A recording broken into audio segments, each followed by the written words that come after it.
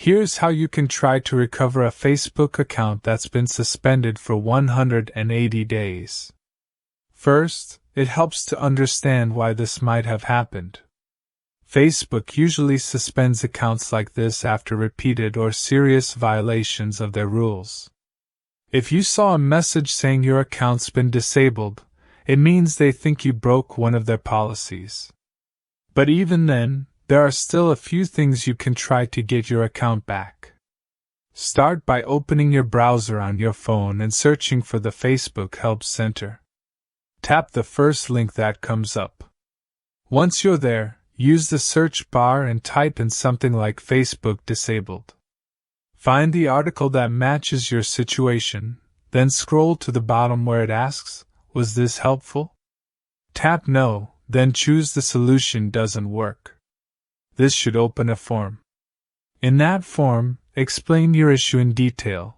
For example, say something like, "My account was disabled, but I believe this was a mistake.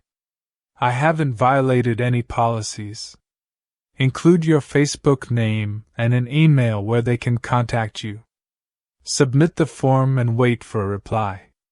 Next, you can try the Facebook feedback form.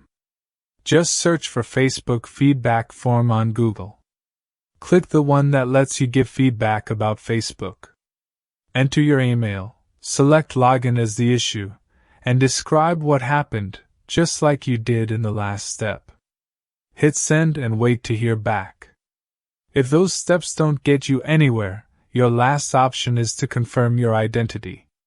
Go back to your browser and search Facebook Confirm Identity.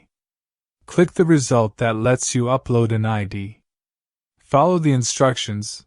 You'll need to upload a government-issued ID, and your Facebook name has to match what's on your ID. Once you submit it, Facebook usually replies within a day or two. It's not guaranteed, but these are the legit steps you can take to try and recover your account.